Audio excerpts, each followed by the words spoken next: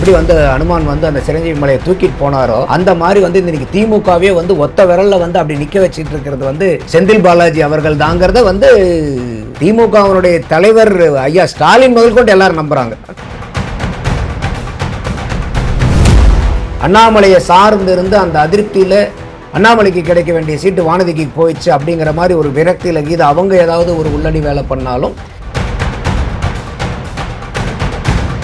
இப்போ எல்லாத்துக்குமே தெரியும். இப்போ கூட சமீபமாக கூட விஜய் கூட பேசியிருந்தாரு, உண்மையான காங்கிரஸ் எங்க பக்கம் தான் இருக்குது, காசை வாங்கிட்டு போன காங்கிரஸ் கூட்டணி தான் திமுக கிட்ட இருக்குது.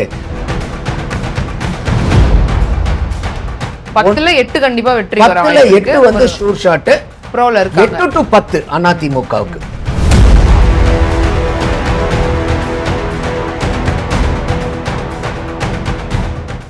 பைதபிள் நேயர்களுக்கு வணக்கம். நான் பவித்ரா சேவியர். கள நிலவரங்கள் பத்தி தொகுதி வாரியா, மாவட்டங்கள் வாரியா நிறைய மாவட்டங்கள் பார்த்துட்டு இருக்கோம். அந்த வகையில இன்னைக்கு ஒரு முக்கியமான 2 மாவட்டங்கள் பத்தி பாக்குறதுக்காக நம்ம கூட அரசியல் விமர்சகர் நந்தகுமார் சார் இருக்காரு. அவர்கிட்ட நிறைய விஷயங்கள் இருக்கு கேட்கறதுக்கு. அதற்கு முன்னாடி இந்த வீடியோவை நீங்க இன்னும் சப்ஸ்கிரைப் பண்ணாம பார்த்துட்டு இருக்கீங்க அப்படின்னா பைதபிள்ல சப்ஸ்கிரைப் பண்ணுங்க. இது உங்களுடைய நண்பர்கள் மற்றும் உறவினர்களுக்கு பயன்படுற மாதிரி இருக்கும் அப்படின்னா இந்த வீடியோவை ஷேர் பண்ணுங்க. உங்களுக்கு வீடியோ பிடிச்சிருக்குன்னா பார்த்துட்டு லைக் பண்ணுங்க. வாங்க சார் பேசலாம். வணக்கம் சார். வணக்கம் பவித்ரா சார். அரசியல் களத்துல பிரச்சாரம் ஒரு பக்கம் வீரியம் அடைஞ்சிருக்கிற பல தலைவர்கள் பல இடங்கள்ல பேசிட்டு இருக்காங்க, விமர்சனத்துக்கு உள்ளாக்கப்படுது. அதே நேரத்துல நம்ம தொகுதி வாரியா பார்த்துட்டு இருக்கோங்கும் போது கோயம்புத்தூர் தொகுதி அப்படிங்கிறது எப்படி இருக்கு, யாருக்கு சாதகமா இருக்கு, இந்த 10 தொகுதிகள்ல யாருக்கு வாய்ப்பு அதிகம், இந்த ஒரு தேர்தல்ல அந்த மாவட்டம் முக்கிய மாவட்டம் பார்க்கப்படுது, அதை பத்தி நீங்க சொல்லுங்க சார். கோயம்புத்தூர் மாவட்டம் வந்து அதிமுகவினுடைய கோட்டை. அதுல இருக்கக்கூடிய 10 தொகுதிகளில் மேட்டுப்பாளையம், சூலூர், கவுண்டம்பாளையம், கோயம்புத்தூர் நார்த், தொண்டாமுத்தூர், கோயம்புத்தூர் சவுத், சிங்காநல்லூர், கிணத்துக்கடவு, பொள்ளாச்சி, வால்பாறை தனி தொகுதி. இந்த 10 தொகுதியிலுமே போன தடவை வந்து அதிமுகவினுடைய கூட்டணி தான் வெற்றி பெற்றுச்சு. ஸ்வீப்னு சொல்லுவாங்களே அந்த மாதிரி. அதில் வந்து கோயம்புத்தூர் ஈஸ்ட் வந்து வானதி ஸ்ரீனிவாசன் அவர்கள் பாரதிய ஜனதா வந்து பிரிச்சாங்க. மீறி இருக்கக்கூடிய அத்தனையும் வந்து அதிமுக வெற்றி பெற்ற தொகுதிகள். அதிமுகவும் திமுகவும் நேரடியாக வந்து போன தடவை 8 தொகுதிகளில் ஃபைட் பண்ணாங்க. அதிமுக 8ஐயும் ஜெயிச்சது. சிபிஐயும் ஏடிஎம்கேவும் வால்பாறை தனி தொகுதியில் அதில் ஏடிஎம்கே ஜெயிச்சாங்க. இந்த தடவை அந்த சிபிஐ நின்ன வால்பாறை தொகுதியை திமுகவே இப்போ களம் காண்றாங்க. அந்த கோயம்புத்தூர் கிழக்கில் வந்து பாரதிய ஜனதா சார்பாக பாரதிய ஜனதாக்கும் மக்கள் நீதி மையத்துக்கும் அங்கே போட்டி இருந்துச்சு. அது ஒவ்வொரு மும்முனை போட்டியாக இருந்துச்சு. என்டிஏ சார்பாக பாரதிய ஜனதா வானதி ஸ்ரீனிவாசன், மக்கள் நீதி மையம் சார்பாக கமலஹாசன் அவர்கள், டிஎம்கே கூட்டணி சார்பாக காங்கிரஸ் நின்றுச்சு. மும்முனை போட்டி. ஸோ அதில் வந்து கமலஹாசன் ஆட்சிக்கு ஜெயிப்பாருன்னு எல்லாரும் எதிர்பார்த்துக்கிட்டு இருந்தாங்க. அப்போ வந்து வெறும் 1728 வாக்கில் அவர் வந்து வானதி ஸ்ரீனிவாசன் கிட்ட அவருடைய தோல்வி கண்டார். அவர் ஹெலிகாப்டர்லாம் கூட போய் போன தடவை பிரச்சாரம் பண்ணார். அவங்க குடும்பத்தில் இருக்கவங்கெல்லாம் போய் ரோட்லேயே வந்து டான்ஸ் எல்லாம் ஆடி மக்களை எல்லாம் குதூகலப்படுத்தி பயங்கர ஒரு ஸ்டார் கேம்பெயின் நடந்துச்சு. அங்கே ஸ்டார் தொகுதியாக இருந்துச்சு. வானதி ஸ்ரீனிவாசன் அவர்கள் வந்து அதில் வெற்றி பெற்று அதில் வந்தாங்க. இந்த இதில் 2026ன்னு பார்க்கும்போது திமுக அதிமுக 7 இடத்துல டைரக்டாக போட்டி போடுறாங்க. காங்கிரஸ் கூட இந்த தடவை 2 தொகுதியில் அதிமுக போட்டி போடுது, கவுண்டம்பாளையத்துலையும் சிங்காநல்லூர்லையும். டிஎம்கேவும் பாரதிய ஜனதாவும் ஒரு இடத்துல கோயம்புத்தூர் நார்த்தில் வந்து அவங்க ஃபைட் பண்ணுறாங்க. இதில் முக்கியமாக நம்ம கவனிக்க வேண்டியது வானதி ஸ்ரீனிவாசன் அவர்கள் வந்து போன தடவை கிழக்கில் ஜெயித்தாங்க. அவங்க இந்த தடவை வடக்குக்கு மூவ் ஆகியிருக்காங்க. இதில் கரூரினுடைய முடிசூடா மன்னன் அப்படின்னு சொல்லப்பட்டுக்கிட்டு இருந்த தியாகி செந்தில் பாலாஜி அவர்கள் வந்து இப்போ கோயம்புத்தூருக்கு மாற்றுதலாகி வந்திருக்காரு.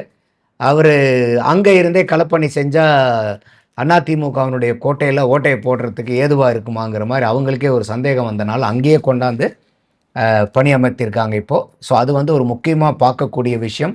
அவருக்கு இந்த அசைன்மெண்ட் கொடுக்கப்பட்டிருக்கா சார், கோவையில் ஏதாவது ஒரு இடத்துல வெற்றி அடையணும் நீங்கள் அதை? ஆமாம் ஆமாம். ஏன்னா இது வந்து அதிமுகவினுடைய கோட்டைன்னு சொல்லப்படுறதுல எப்படியாவது, ஏன்னா இப்போ வந்து இப்போ நம்ம ஏற்கனவே போன எபிசோட்ஸ்லாம் பார்த்தோம், அதிமுக வந்து ஒரு 9 மாவட்டங்களில் வந்து அவங்களுடைய பிரசன்ஸ் இல்லாமல் 2021 போனாங்க. கோட்டையாக இருந்துச்சு. குறிப்பாக சென்னை, அதே மாதிரி வந்து திருவள்ளூர், காஞ்சிபுரம், செங்கல்பட்டு மாதிரி மாவட்டங்களில் பூராமே வந்து ரொம்ப ரொம்ப டஃப் ஃபைட்டாக இருந்துச்சு. அந்த இடத்துலலாம் வந்து அதிமுக வந்து இப்போ இன்ரோட்ஸ் பண்ணுறாங்க. Yes, yes. அதை நம்ம ஏற்கனவே பார்த்தோம்.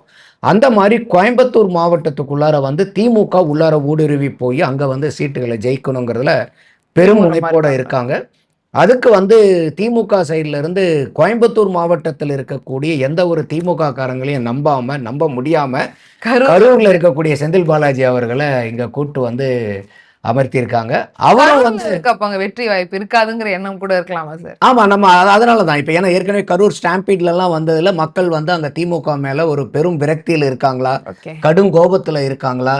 ஸோ அதனால வந்து அந்த இடத்துல வெற்றி வாய்ப்பு கிடைக்கலன்னா ஒரு செந்தில் பாலாஜி அவர்கள் மேல ஒரு பெரிய பிம்பம் கட்டப்பட்டிருக்குது. அவர் தான் இன்னைக்கு இப்போ எப்படி வந்து அனுமான் வந்து அந்த சிரஞ்சீவி மலையை தூக்கிட்டு போனாரோ அந்த மாதிரி வந்து இன்னைக்கு திமுகவே வந்து ஒத்த விரல்ல வந்து அப்படி நிக்க வச்சிட்டு இருக்கிறது வந்து செந்தில் பாலாஜி அவர்கள் தாங்கிறத வந்து திமுகவினுடைய தலைவர் ஐயா ஸ்டாலின் முதல் கொண்டு எல்லாரும் நம்புறாங்க. ஓகே. அங்க இருக்கக்கூடிய மூத்த அமைச்சர்கள் அதை நம்புறது இல்லை. ஆனா ஐயா ஸ்டாலின் அவர்களும் அவர் குடும்பமும் அதுல வந்து பெருத்த நம்பிக்கை வச்சிருக்காங்க. சில இடங்கள்ல வெளிப்படுது அவங்க பேசும்போது. ஆமா, அதனால வந்து அங்க கீது அவர் தோத்துட்டாருன்னா ஒட்டுமொத்தமா குட்டு வெளிப்பட்டுரும். அதனால இங்க இடத்த மாத்தலான்னு வந்து அந்த இமேஜ் டேமேஜ் ஆகாம இருக்கணும்ங்கறதுனால அங்க அங்க ஆமா, stop அங்க பண்ணிட்டு கொண்டு வேற வந்து இடத்துக்கு அவங்க போறாங்க. அதுக்கு என்ன சொல்றாங்கன்னா கோயம்புத்தூருக்குள்ளார ஓட்ட போடணும், அதே மாதிரி இந்த இடத்துல நாங்க ஊடுருவணும் அப்படிங்கிற மாதிரி அவங்களுடைய ஒரு பொசிஷன் இங்க இருக்கு. ஓகே.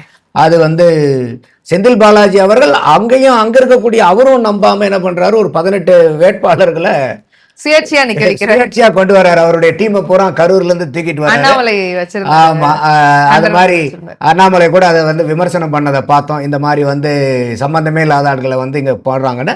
ஆனா அது வந்து அவங்களுக்கு பல வகையில பிரயோஜனப்படும் அரசியல் களத்துல. அப்ப 18 பேரை சுயேட்சையா நிக்க இப்ப வைக்க சுயேட்சையா நிக்கிறாங்கன்னாக்கா ஒவ்வொரு கேண்டிடேட்டுக்கும் பூத்துல நீங்க ஆள் போடலாம். ஓகே. அப்ப அந்த அவர் வந்து செந்தில் பாலாஜியினுடைய ஆதரவாளரை தான் அங்க கொண்டு வராரு. அவருடைய கைத்தடிகள் தான் இங்க வராங்கங்கும் போது அவங்க சார்பா அங்க போய் அந்த வேட்பாளர்கள் சார்பா இருக்கிறவங்க யாருக்கு சாதகமாக வேலை பார்ப்பாங்க? செந்தில் பாலாஜி அவர்களுக்கு தான் வேலை பார்ப்பாங்க. ஸோ அப்போ அவரை ரெப்ரசன்ட் பண்ற ஆளுங்க ஒரு வேட்பாளரை பண்றதுக்கு பதிலா இப்ப 18 வேட்பாளரை ரெப்ரசன்ட் பண்றீங்க அங்க இருப்பாங்க ஓகே. ஒவ்வொரு பூத்துலயும். அதே மாதிரி அந்த இடத்துல ஆள் பலத்தை வந்து அந்த இடத்துல திரட்டுறாங்க. அதே மாதிரி இன்னைக்கு ஒரு கவுண்டிங் சென்டர்ல கூட பாத்தீங்கன்னா மே 4ஆம் தேதி ஒரு வேட்பாளர் சார்பா ஒரு 5 பேர் பக்கமா போலான்றாங்க. அப்போ வந்து இவர் சார்பா போறோம்னா வெறும் 5 பேர் தான். இப்ப 18 பேர்னா என்னாச்சு உங்களுக்கு? சற்றேறக்குறைய 90 பேர்த்த நீங்க வந்து உள்ளார அனுப்பலாம். ஸோ அப்போ இந்த மாதிரி ஒரு பெரும் படையை வந்து அங்க ஏதோ ஒரு பிளான் அவங்க வச்சிருக்காங்கங்கிறது நமக்கு தெரியுது. But let us wait and see எப்படி அது போகுதுன்னு பார்க்கணும். ஸோ அது வந்து ஒரு பிக் ஸ்டோரி. இப்போ 2026ல் வானதி ஸ்ரீனிவாசன் அவர்கள் வந்து கோயம்புத்தூர் நார்த்துக்கு மூவ் பண்றாரு. அப்போ கோயம்புத்தூர் நார்த் ஏற்கனவே வந்து அதிமுக வந்து ஜெயிச்ச தொகுதி. அப்போ அங்க வெற்றி பெற்ற வேட்பாளர் வந்து அவருடைய இடத்த வந்து விட்டு கொடுக்க வேண்டிய சூழ்நிலையா இருக்கு. அடுத்தது 3வது வந்து பாத்தீங்கன்னாக்கா அண்ணாமலை வந்து இப்ப போட்டி போடாம இருக்காரு. அவரு வடக்குல நிக்கணுங்கிறதுல அந்த தொகுதி அவரு வந்து எம்பி தொகுதியில இருந்ததுல வந்தது. அதனால அவருக்கு அங்க செல்வாக்கு இருக்குதுங்கிறனால அவர் கண்டெஸ்ட் பண்ணணும்னு நினைச்சுக்கிட்டு இருந்தாங்க. அதெல்லாம் வெளியே வந்துச்சு. அவர் சொல்லல, ஆனா சமூக வெளியில பெரிய பேசுபட பொருளா இருக்கிறது. அவர் கண்டெஸ்ட் பண்ணலான்னு அந்த தொகுதியில் இருந்தது வந்து அவருக்கு வந்து இல்லாம வானதி ஸ்ரீனிவாசன் இருக்காங்க. அப்போ இந்த வானதி ஸ்ரீனிவாசன் அவர்களுக்கு அண்ணாமலையினுடைய ஃபேக்டரும் சிட்டிங் எம்எல்ஏனுடைய சப்போர்ட்டும் அதிமுகவினுடைய சப்போர்ட்டும் எப்படி இருக்குங்கிறத பார்க்கணும். அடுத்தது எஸ்பி வேலுமணி அவர்களுடைய தொண்டாமுத்தூர் ஹையஸ்ட் மார்ஜின் 41,000 சில்லற மார்ஜினில் போன தடவை ஜெயிச்சாரு. அவர் தான் அந்த கொங்கு மண்டலத்துக்கு அதிமுகவை பொறுத்த வரைக்கும் அவர் தான் ஹெட்.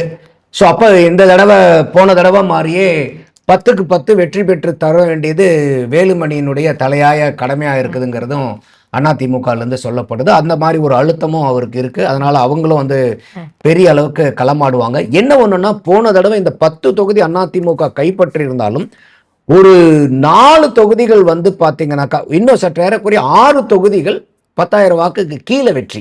வெற்றி வாய்ப்பு ரொம்ப கம்மியா இருக்கு. கிணத்துக்கடவு ரொம்ப லீஸ்ட் 1095, பொள்ளாச்சி 1775, கோயம்புத்தூர் சவுத் ஏற்கனவே சொன்னோம் 1728, மேட்டுப்பாளையம் 2456, கோயம்புத்தூர் வடக்கு 4001, கவுண்டம்பாளையம் 9776 வாக்கு. அப்ப இந்த இதெல்லாம் வந்து இந்த 6 தொகுதியுமே கொஞ்சம் கவனம் செலுத்த வேண்டியது. விஜய் அவர்களுடைய ஃபேக்டர் இருக்குல்ல சார். இப்ப இந்த ரொம்ப சொற்பமான ஒரு எண்ணிக்கைகள் தான் வித்தியாசம் இருக்கு அப்படிங்கும்போது அந்த விஜய் ஃபேக்டர் வரும்போது இது ஈஸியா யாரோ ஒருத்தருக்கு வெற்றியை கொடுத்துரும் இல்லையா? ஆமா, அந்த ஒரு இதுதான். ஏன்னா விஜய்க்கு இது கோயம்புத்தூரா இருக்கிறனால ஒரு சிட்டியா இருக்கிறனால அவர் வந்து ஒரு பெரிய அளவுக்கு சீட்டை எடுக்கிறாரு, வாக்கை எடுப்பாரு, இருக்கிறவரிடம் வாக்கை எடுப்பாரு. அந்த வாக்கை எடுக்கும்போது அது வந்து அவருடைய வாக்கை நம்ம ஏற்கனவே அனலைசிஸ் பண்ணியிருக்கோம். அவருக்கு இளைஞர்கள், மகளிர், சிறுபான்மையினர் வாக்கு, எஸ்சி எஸ்டியினுடைய வாக்கு. அப்போ இந்த வாக்குகள் வந்து எந்த கட்சி இப்போ அதிகமாக வச்சிருக்காங்க அப்படின்னா திமுக சைடில் இருக்கும்போது அந்த திமுகவினுடைய வாக்கை ஒரு பிரதானமான அளவுக்கு பிரிக்கிறதுக்கு ஒரு வாய்ப்பாக இருக்கனால அது வந்து அதிமுகவுக்கு சாதகமாக இருக்கலாம். பட் இது எல்லாமே எப்படி அதிமுகவுக்கு சாதகமாக இருக்குதுங்கிறத நம்ம வெயிட் பண்ணி தான் பார்க்கணும். இப்போ கிணத்துக்கடவை பொறுத்த வரைக்கும் வந்து பார்த்தீங்கன்னாக்கா 2001 அதிமுக தான் இந்த தொகுதியில் ஜெயிச்சிட்டு இருக்காங்க. அப்போ போன தொகுதியில் வந்து ஒரு லக்கில் ஜெயிக்கல. அதே மாதிரி அதிமுக உருவாக்கப்பட்டதுலேருந்து அவங்க முதல் சட்டசபை தேர்தல் 1977. அப்போ 11 தேர்தல் நடந்திருக்கு. அந்த 11 தேர்தலுமே 9 தடவை அதிமுக தான் ஜெயிச்சிருக்காங்க. டிஎம்கே வந்து 2 தடவை 89லையும் 96லையும் ஜெயிச்சிருக்காங்க. இப்போ இருக்கக்கூடிய தாமோதரன் அவர்கள் வந்து 2006 அவர் தான் இருந்தார். 2001, 11, 16 அவர் தான் இருந்தார். 2021 மட்டும் வந்து பார்த்தீங்கன்னா எட்டிமடை சண்முகம் அவர் வந்து ஜெயிச்சிருந்தாரு 2016. 2021 தாமோதரன் அவர்கள் திருப்பி வர்றார். அப்போ 2001 2021 வரைக்கும் நடுவில் அந்த 2016 மட்டும் எட்டிமடை சண்முகம்ங்கிறவர் வந்து அதிமுக சார்பாக ஜெயிச்சாரு. மீதி எல்லாம் அவர் எஸ் தாமோதரன் அவர்கள் தான். இப்பயும் அவரே தான் ஜெயிக்கிறாங்க. திமுக வந்து இப்போ கேண்டிடேட்டை மாற்றி நிறுத்தியிருக்காங்க இந்த தொகுதியில். இப்போ நிறுத்துறவர் வந்து KVKS சபரி கார்த்திகேயன் நிற்கிறாரு. போன தடவை குறிச்சி பிரபாகரன் நின்னாங்க. இந்த தடவை நாம் தமிழர் கட்சியிலேருந்து பானுப்பிரியா செந்தில்குமார், டிவிகேலேருந்து விக்னேஷ்ங்கிறவங்க இந்த கிணத்து தொகுதியில் நிற்கிறாங்க. இது வந்து அதிமுகவுக்கு சாதகமாக இருக்கிறது தான் நம்ம பார்க்குறோம்.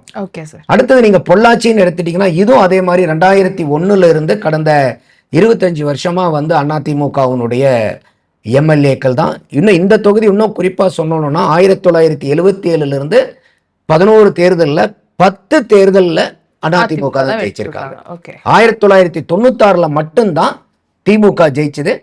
பொள்ளாச்சி ஜெயராமன் அவர்கள் வந்து பார்த்தீங்கன்னா 2001 எம்எல்ஏவா இருக்காரு. நடுவில் அந்த 2011 தேர்தலை தவிர அப்போ மட்டும் MK முத்துக்கருப்பண்ணசாமிங்கிறவர் வந்து அங்கே அதிமுக சார்பாக நின்று ஜெயிச்சாரு.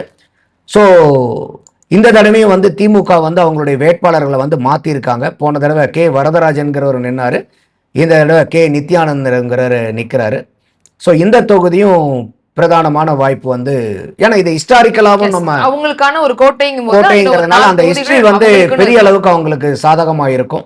அடுத்தது நம்ம ஏற்கனவே சொன்ன மாதிரி கோயம்புத்தூர் வடக்கு இந்த தொகுதி வந்து பார்த்தீங்கன்னா புதுசு 2008 தான் வெற்றி பெற ஆரம்பிக்கிறாங்க. இல்ல 2008 தான் இந்த தொகுதியை உருவாக்கப்படுது. ஸோ அப்போ 2011 தான் முதல் தேர்தல். ஸோ இது வரைக்கும் 3 தேர்தல் வந்து வந்திருக்கு. ஸோ அதில் வந்து பார்த்தீங்கன்னாக்கா 2011, 16, 21 மூணுமே வந்து அதிமுக தான் ஜெயிச்சாங்க கடந்த 3 தடவையும். இப்போ அந்த மாதிரி இருக்கக்கூடிய சீட்டை வானதி ஸ்ரீனிவாசன் அவர்களுக்கு கொடுத்துருக்காங்க. ஸோ நம்ம ஏற்கனவே சொன்ன மாதிரி இந்த அண்ணாமலை ஃபேக்டர், அதே மாதிரி இப்போ அந்த சீட்டை வந்து ஏற்கனவே அதிமுக வசத்தில் இருந்து போன தடவை அம்மன் அர்ஜுனன் தான் ஜெயிச்சாராங்க. அதை வந்து இப்போ வானதி ஸ்ரீனிவாசன் அவர்கள்ட்ட கொடுத்துருக்கறனால அவங்களுக்குள்ளார ஒரு எப்படி அலைன்மெண்ட் அங்கே போகுதுன்னு நம்ம பார்க்கணும். ஏன்னா அங்கே விரக்தி இல்லாமல் இருக்கணும் அவங்களுக்கு. ஏன்னா நம்ம தொடர்ந்து ஜெயிச்சுட்டு வரோம். 3 தடவை இந்த தொகுதி வந்ததுலேருந்தே நம்ம தான் ஜெயிச்சிட்ருக்கோம். இப்போ ஒரு மாற்றும் போது ஒரு அதிருப்தி வராமல் இருக்கணும். ஸோ அண்ணாமலையினுடைய ஃபேக்டரும் அங்கே எப்படி ஃபேர் ஆகுது. ஏன்னா போன தடவை மார்ஜின் வந்து 4001 வாக்கு தான் இந்த கோயம்புத்தூர் நார்த்தில். ஸோ இது ரெண்டும் வந்து வானதி ஸ்ரீனிவாசன் அவர்களுக்கு ஒரு மைனஸ் பாயிண்ட்டாக இருக்குது. ஏடிஎம்கேல வந்து அதிருப்தியாக இருந்தாங்கன்னா மைனஸ். ரெண்டாவது பாரதிய ஜனதாவில் அதிமுக காரங்க வந்து அண்ணாமலையை சார்ந்து இருந்து அந்த அதிருப்தியில் அண்ணாமலைக்கு கிடைக்க வேண்டிய சீட்டு வானதிக்கு போயிடுச்சு அப்படிங்கிற மாதிரி ஒரு விரக்தியில் கீது அவங்க ஏதாவது ஒரு உள்ளடி வேலை பண்ணாலும் இந்த 2 காரணிகள் தான் வானதி ஸ்ரீனிவாசன் அவர்களுக்கு வெற்றி வாய்ப்பை நிர்ணயிக்கக்கூடிய இடம். அடுத்தது நீங்கள் சொன்ன மாதிரி இது சிட்டியாக இருக்கிறதுனால தாவேகாவினுடைய வாக்கு பிரிப்பும் இதில் வந்து சம்பத்குமாருங்கிறவர் நிற்கிறாரு டிவிகே சார்பாக, என்டிகே சார்பாக நர்மதான்னு அவங்க நிற்கிறாங்க. அடுத்தது கவுண்டம்பாளையம் இது வந்து பார்த்தீங்கன்னா 2008 உருவாக்கப்பட்டது. கடந்த 3 தேர்தலில் வந்து ஏடிஎம்கே தான் ஜெயிச்சுட்டு வராங்க. இந்த தடவை போன தடவை ஜெயிச்ச பிஆர்ஜி அருண்குமார் தான் இந்த தடவை அதிமுக சார்பில் நிற்கிறாங்க. இந்த சீட்டு வந்து பார்த்தீங்கன்னாக்கா நம்ம போன தடவை திமுக சார்பில் ஆர் கிருஷ்ணன் நின்னாங்க. இப்போ இந்த தடவை கேபி சூரிய பிரகாஷ்ங்கிறவர் காங்கிரஸ் சார்பா நிக்கிறாங்க. ஸோ இது வந்து இந்த தடவை காங்கிரஸ் வந்து இந்த இடத்துல போட்டி போடுது. நம்ம எல்லாத்துக்குமே ஆனா போன தடவை மார்ஜின் வந்து இதுவும் 10,000 கீழே 9,776 வாக்கு. இப்போ எல்லாத்துக்குமே தெரியும். இப்போ கூட சமீபமாக கூட விஜய் கூட பேசியிருந்தாரு, உண்மையான காங்கிரஸ் எங்க பக்கம் தான் இருக்குது, காசை வாங்கிட்டு போன காங்கிரஸ் கூட்டணி தான் திமுக கிட்ட இருக்குது, அப்ப காங்கிரஸ்க்கு வந்து வாக்கு அங்க இல்லைங்கிறது அவர் ஒரு பக்கம் பேசிக்கிட்டு இருக்காரு. ஏற்கனவே வந்து இது சம்பந்தமா கூட சொல்லியிருந்தாரு, காங்கிரஸ் கட்சியில இருக்கவங்க எல்லாம் எங்க பனையூர் வாசல்ல வந்து நிக்கிறாங்க. ஸோ அதனால வந்து ஏற்கனவே உள்ளடி வேலையும் அங்கே பெரிய அளவுக்கு நடந்துகிட்டு இருக்கு. காங்கிரஸ்க்கும் திமுகவுக்கும் நடுவுலயே ஒரு பொருந்தா கூட்டணி. ஏன்னா இன்னைக்கு வரைக்கும் ராகுல் காந்தி அவர்கள் திமுக கூட்டணியில் அமைஞ்சதை பத்தி ஒரு வார்த்தை பேசல. கேரளாவுக்கு வந்தாரு, பாண்டிச்சேரிக்கு வந்தாரு, இங்க தலையை காமிக்கல. ஐயா ஸ்டாலின் அவர்களும் பாண்டிச்சேரி போய் பிரச்சாரம் பண்ணாரு கூட போடல. ஆனா ஒரு 2 பேரும் சேர்ந்து ஒரு இடத்துல கூட எதுவுமே பண்ணல தேர்தல் வேலைகள். அப்போ விஜய் சொல்ற மாதிரி ஒரிஜினல் காங்கிரஸ்ங்கிறது அவர் ராகுல் காந்தியே எங்க பக்கம் தான் இருக்காரு, மற்ற ஆளுங்க எங்க தமிழ்நாடு காங்கிரஸ் தான் வந்து காசை வாங்கிட்டு அவங்களோட கூட்டணிக்கு போயிட்டாங்க. அங்கே போய் கூட்டணி பேசினது யாரு? செல்வ பெருந்தகை அவர்கள் பிரதானமாக பேசினாரு. போய் டீலை முடிச்சது பி சிதம்பரம் அவர்கள். அப்போ இவங்க 2 பேரும் காசை வாங்கிட்டு தான் கூட்டணி திமுக கூட போட்டிருக்காங்களா அப்படின்னு சொல்லிட்டு விஜய் குற்றச்சாட்டு சொல்றாரான்னு தெரியல. இதெல்லாம் காங்கிரஸ்காரங்க தான் விஜய் கிட்ட கேட்கணும் அவங்க கிட்ட. ஸோ அதனால வந்து இந்த தொகுதி வந்து கவுண்டம்பாளையம் அட்வான்டேஜ் ஏடிஎம்கே தான். அடுத்தது சிங்காநல்லூர். இது வந்து 1977 அதிமுக வந்ததுக்கு அப்புறம் வந்து பாத்தீங்கன்னா திமுகவுக்கும் அதிமுகவுக்கும் சரிசமமா போட்டி நடக்குது. அதிமுகவும் 4 தடவை ஜெயிச்சிருக்காங்க, திமுகவும் 4 தடவை ஜெயிச்சிருக்காங்க, சிபிஎம் 2 தடவை, ஜனதா பார்ட்டி வந்து 1 தடவை ஜெயிச்சிருக்காங்க. அதிமுகல போன தடவை ஜெயராமன்கிறவர் 10,854 வாக்கு வித்தியாசத்தில் ஜெயிச்சாரு. இப்போ அவரே தான் அதிமுக சார்பாக கேண்டிடேட்ல இந்த தடவையும் அவர் போட்டி போடுறாரு. போன தடவை திமுக கிட்ட இருந்தது இப்போ வந்து காங்கிரஸ்க்கு போயிருக்கு. போன தடவை திமுகவினுடைய கார்த்திக் நின்னாரு. இந்த தடவை சிங்காநல்லூர்ல காங்கிரஸ் சார்பாக வந்து ஸ்ரீநிதி நாயுடுன்னு நிற்கிறாங்க. இப்போ நம்ம போன தொகுதிக்கு சொன்ன அதே காங்கிரஸ் ஈக்குவேஷன் தான் இங்கேயும். எல்லா இடங்கள்லயுமே இந்த ஒரு பிரச்சனை இருக்குது. ஸோ இது வந்து ஒரு அட்வான்டேஜ் ஏடிஎம்கே தொகுதி தான் இதுவும். ஸோ நாம் தமிழர் கட்சியிலேருந்து நேரு விஜய்ங்கிறவங்க நிற்கிறாங்க. டிவிகேலேருந்து கே ஸ்ரீகிரி பிரசாத்ங்கிறவர் நிற்கிறாரு. அடுத்தது வால்பாறை தனி தொகுதி. இதில் வந்து 1977 நடந்த 11 தடவை நடந்ததில் 5 தடவை அதிமுக ஜெயிச்சிருக்கு. டிஎம்கே 1 தடவை, சிபிஐ 2 தடவை, காங்கிரஸ் 2 தடவை, தமிழ் மாநில காங்கிரஸ் 1 தடவை. ஸோ 2016, 2021 அதிமுக இங்கே ஜெயிச்சிருக்கு. இப்போ வந்து கேண்டிடேட்டை வந்து மாற்றிருக்காங்க. இப்போ அவர் நிற்கிறவர் வந்து லக்ஷ்மண சிங்கன் நிற்கிறார் அதிமுக சார்பாக. போன தடவை டிகே அமுல் கந்தசாமி நின்னார். இந்த தொகுதி வந்து பார்த்தீங்கன்னாக்கா இப்போ வந்து டிஎம்கே சார்பாக சுதாகர், என்டிகே சார்பாக உமாதேவி, டிவிகே சார்பாக ஸ்ரீதரங்கர் நிற்கிறாங்க. இது தனி தொகுதியாக இருக்கிறனால இந்த இடத்துலையும் போன தடவை ஜெயிச்ச வெற்றி மார்ஜின் வந்து பார்த்தீங்கன்னா 12,223. ஓகே. ஸோ இப்போ இருக்கக்கூடிய ஒரு இப்போ அதிமுக இப்பயும் ஜெயிச்சிருக்குது, போன தடவையும் 16லையும் ஜெயிச்சிருக்கு. ஆனால் வேட்பாளரை வந்து இந்த தடவை மாற்றிருக்காங்கன்னு சொன்னோம். இப்போ டிவிகே நிக்கிறனால அந்த எஸ்சி எஸ்டியினுடைய வாக்கையும் அவர் வந்து பிரிக்கிறது. தனி தொகுதியில இந்த பிரச்சனை இருக்குன்னு ஏற்கனவே பேசி, ஸோ அது வந்து அவங்களுக்கு சாதகமா முடியறதுக்கு ஒரு வாய்ப்புகள் பிரகாசமா இருக்கு. அடுத்தது சூலூர்ல வந்து ஏற்கனவே வெற்றி பெற்ற விபி கந்தசாமி தான் அதிமுக சார்பாக போட்டி போடுறாரு. இது புது தொகுதி 2008 இருந்து. ஸோ தடவை வரும்போது 2011 அதிமுக கூட கூட்டணியில் இருந்த விஜயகாந்தினுடைய தேசிய முற்போக்கு திராவிட கழகம் அங்கே முதல் எலெக்ஷனில் ஜெயிச்சாங்க. அதுக்கப்புறம் 2016 ஏடிஎம்கே ஜெயிக்குது. அதுக்கப்புறம் ஒரு பை எலெக்ஷன் 2019 வரும்போதும் ஏடிஎம்கே தான் ஜெயிக்குது. இது வந்து பார்த்தீங்கன்னா சூலூர் வந்து 2வது அதிக வெற்றி மார்ஜின், 32,302 வாக்குகள் வித்தியாசத்தில். ஃபஸ்ட்டு வந்து தொண்டாமுத்தூரில் எஸ்பி வேலுமணி, அதுக்கு அடுத்த வாக்கு வித்தியாசம் வந்து சூலூர். ஸோ இந்த தொகுதியும் வந்து பார்த்தீங்கன்னா பிரதானமாக அதிமுகவினுடைய கைவசம் தான், அதே கேண்டிடேட் இருக்கிறனால. திமுகவில் வந்து பார்த்தீங்கன்னாக்கா போன தடவை இருந்த கேண்டிடேட் வந்து கலைச்சாமி, இப்போ வந்து முருகேசன் மாற்றிருக்காங்க. நாம் தமிழர் கட்சியிலேருந்து ராஜசேகர், டிவிகேலேருந்து என்எம் சுகுமார் அவர்கள். ஸோ தொண்டாமுத்தூர் வந்துட்டா சொல்லவே வேண்டியதில்லை, அது அதிமுகவினுடைய கோட்டை 1977லேருந்து 11 தடவை இல்லை 7 தடவை வந்து அதிமுக தான் ஜெயிச்சிருக்கு. எஸ்பி வேலுமணி 2011லேருந்து 11, 16, 21 3 தடவை ஹேட்ரிக் எம்எல்ஏவாக இருக்கார், மினிஸ்டராகவும் இருந்தார். இப்போ அவரே தான் களம் காண்றாரு. இது கார்த்திகை சிவசேனாதிபதி போன தடவை எதிர்த்து நின்னார் டிஎம்கே சார்பாக. இந்த தடவை வந்து என்ஆர் கார்த்திகேயன் தான் நிற்கிறாரு டிஎம்கே சார்பாக. என்டிகே சார்பாக ராஜா புனிஷா நிற்கிறாங்க, டிவிகே சார்பாக ராஜா சிங். ஓகே. ஸோ இது வந்து பிரதானமான வெற்றி வந்து ஏடிஎம்கேக்கு தான். இதுதான் ஹையஸ்ட் மார்ஜினில் போனது. ஓகே. ஸோ இந்த மாதிரி நம்ம கலர் நிலவரத்தை பார்க்கும்போது இப்போ அதிமுகவுக்கு வந்து இந்த கோட்டையில் வந்து 2 வீக் ஸ்பாட் இருக்குது. ஓகே. 10ல் 8 கண்டிப்பா வெற்றி பெற 10ல் 8 வந்து ஷூர் ஷாட்டு. ப்ரோல இருக்காங்க. 8 to 10 அதிமுகவுக்கு அவங்களுக்கு 8 to 10 வாய்ப்பு இருக்கும். 2 இடத்துல வானதி ஸ்ரீனிவாசன் அவர்கள் நிற்கக்கூடிய கோயம்புத்தூர் நார்த்தும் செந்தில் பாலாஜி அவருடைய கைங்கரியம்லாம் எப்படி இருக்குங்கிறது எல்லாத்துக்கும் தெரியும்.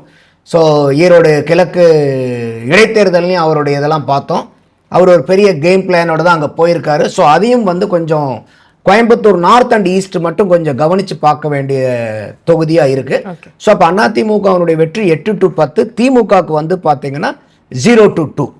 இதுதான் வந்து பார்த்தீங்கன்னாக்கா இப்போ இந்த கோயம்புத்தூருடைய 10 தொகுதியினுடைய நம்ம நிலவரமாக பார்க்குறோம். Okay sir.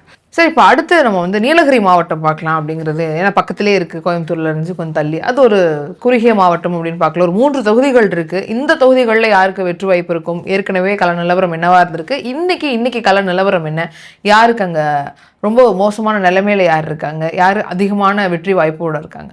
இப்போ இது கோயம்புத்தூருக்கு பக்கத்தில் இருந்தாலும் அந்த கோயம்புத்தூர் மாவட்டத்தில் எப்படி வந்து அதிமுக ஃபுல் ஸ்வீப் பண்ணுச்சோ அந்த மாதிரி வந்து அந்த ஸ்வீப் வார்டை வந்து அங்கே இல்லை. ஓகே. போன தடவையும் இல்லை.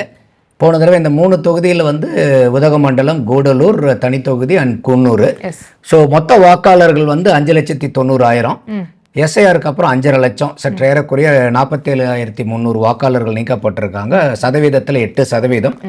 இந்த மாவட்டத்தினுடைய வாக்குப்பதிவு சதவீதம் வந்து பார்த்தீங்கன்னா சற்று ஏறக்குறைய 69.9%. இந்த 3 தொகுதியில் வந்து கூடலூர் தனி தொகுதி வந்து அதிமுக வசம் இருக்கு. அதே மாதிரி குன்னூர் வந்து திமுக வசம் இருக்கு. உதகமண்டலம் வந்து காங்கிரஸ் வசம் இருக்கு. ஸோ அப்போ 3 கட்சிகள் வந்து 3 தொகுதியை வச்சிருக்காங்க. அதிமுக ஒன்று, திமுக ஒன்று, காங்கிரஸ் ஒன்று. இப்போ நீங்கள் கூடலூர் எடுத்துக்கிட்டிங்கனாக்கா போன தடவை தனி தொகுதி இது பொன் ஜெயசீலன் தான் ஜெயிக்கிறாரு. வெற்றி மார்ஜின் வந்து 1945 வாக்கு. அவர் வந்து திமுக வேட்பாளரான காசிலிங்கத்தை எதிர்த்து நின்று ஜெயிக்கிறாரு. ஸோ இப்போ வந்து திமுக சார்பாக திராவிடமணி நிற்கிறாங்க, அதிமுக சார்பாக அவங்களே தான். என்டிகே சார்பாக கார்த்திக் ராமகிருஷ்ணன், டிவிகே சார்பாக டீப்சா கிஷோர் நிற்கிறாரு. இவங்க நிற்கிறாங்க. இப்போ வந்து அதிமுக அதே கேண்டிடேட்டை நிற்க வைக்கிறாங்க. திராவிடமணி வந்து 2011லையும் 2016லையும் திமுக சார்பாக அங்கே வந்து போட்டி ஜெயிச்சவர். போன தடவை 21ல் வந்து பார்த்தீங்கன்னா அதிமுக சார்பாக பொன் ஜெயசீலன் வந்து ஜெயிச்சிருக்காரு. இப்போ இந்த தனித்தொகுதியாக இருக்கிறதுனால தாவேகாவினுடைய வாக்கு சதவீதம் வந்து ரொம்ப முக்கியமாக பார்க்கப்படுது. அவங்க பெருவாரியாக அந்த சைட்லேருந்து திமுக சைட்லேருந்து வாக்கு வந்து அவங்க பிரிக்கும்போது இப்போ இருக்கக்கூடிய கூடலூர் தனி தொகுதியை வந்து அதிமுக தக்க வச்சுக்கிறதுக்கு ஒரு வாய்ப்பு, பிரதானமான வாய்ப்பு இருக்குது அவங்களுக்கு. அடுத்தது குன்னூர். போன தடவை திமுகவினுடைய ராமச்சந்திரன் வந்து அதிமுகவினுடைய கப்பாச்சி வினோத்தை வந்து 4105 வாக்கில் வந்து வெற்றி கொள்கிறாரு. இப்போ டிஎம்கேலையும் கேண்டிடேட்டை மாற்றிருக்காங்க, அதிமுகலையும் மாற்றிருக்காங்க. இந்த தடவை திமுக சார்பாக KM ராஜுங்கிறவர், அதிமுக சார்பாக A ராமு, என்டிகே சார்பாக தீனு, தாவேகா சார்பாக வந்து தங்கராஜ். இதில் வெற்றி மார்ஜின் 4105 சொன்னேன். ஸோ இதில் வந்து பார்த்தீங்கன்னாக்கா 1977ல் இருந்து நீங்கள் பார்த்தீங்கன்னா டிஎம்கே வந்து இப்போ 7 தடவை ஜெயிக்குது, அதிமுக வந்து 3 தடவை. ஸோ அப்போ வந்து ஹிஸ்டாரிக்கலாக நீங்கள் பார்த்தீங்கன்னா ஒரு டிஎம்கேவினுடைய பேஸ் இது இந்த இருக்கக்கூடிய தொகுதியாக இந்த குன்னூர் இருக்குது. ஆனால் இப்போ வந்து இந்த புதுசாக வரும்போது தாவேகாவும் என்டிகேவும் என்ன மாதிரி வந்து அவங்க வாக்கை வந்து பிரிக்கிறாங்கிறது தான் இப்போ வந்து ஒரு கேமு. ஸோ அது வந்து அதிமுகவுக்கு சாதகமாக இல்லை அப்படின்னாக்கா பெரும்பாலும் திமுக இந்த தொகுதியை வந்து தக்க வச்சுக்கிறதுக்கு தான் அதிகமான வாய்ப்புகள் இருக்கிறதா நம்ம பார்க்குறோம். ஸோ நீங்கள் இதே உதகமண்டல் எடுத்துக்கிட்டிங்கன்னா காங்கிரஸில் வந்து போன தடவை கணேஷ் வந்து நின்று ஜெயிச்சாரு. இந்த தடவை கேண்டிடேட்டை மாற்றிருக்காங்க ராமச்சந்திரன். போன தடவை பாரதிய ஜனதாவிலேருந்து போஜராஜன்கிறவர் தான் போட்டி போட்டார். 5348 வாக்கில் தான் ஜெயிச்சார் அவர் காங்கிரஸ்காரர். இந்த தடவை அதே போஜராஜன் பிஜேபியிலிருந்து நிற்கிறாரு. இப்போ ஒரு குறிப்பாக நம்ம என்ன பார்க்கணும்னா இந்த 3 தொகுதியிலுமே வாக்கு வித்தியாசம் வந்து ரொம்ப குறைவு. யாருக்கு வேணா அந்த மாதிரி வாய்ப்பு மாறுறதுக்கு. ஏன்னா கூடலூர்ல 1945, குன்னூர்ல 4105, உதகமண்டலத்தில் 5348. ஸோ இதுதான் வாக்கு வித்தியாசமா இருக்கு. இங்க உதகமண்டலத்தில் என்டிகே சார்பா ரகுபத் தீபன், டிவிகே சார்பா ஆர் இப்ராஹிம்ங்கிறவர் நிற்கிறாங்க. ஸோ இங்கே இந்த காங்கிரஸ் இருக்கிறனால இவ்வளவு நாள் இருந்த காங்கிரஸுக்கும் திமுக கூட்டணிக்கும் இப்போ இருக்கக்கூடிய காங்கிரஸ் திமுக கூட்டணிக்கும் பெரிய பிரச்சனை இருக்குது. அதே சமயம் தாவேகாவுனுடைய இது இருக்கிறனால. ஆனால் இது வந்து அப்படி பார்க்குறோம் ஹிஸ்டாரிக்கலாக இந்த தொகுதியை நம்ம போய் பார்த்தோம்னாக்கா 77லேருந்து காங்கிரஸ் வந்து இந்த தொகுதியில் 8 தடவை ஜெயிச்சிருக்காங்க.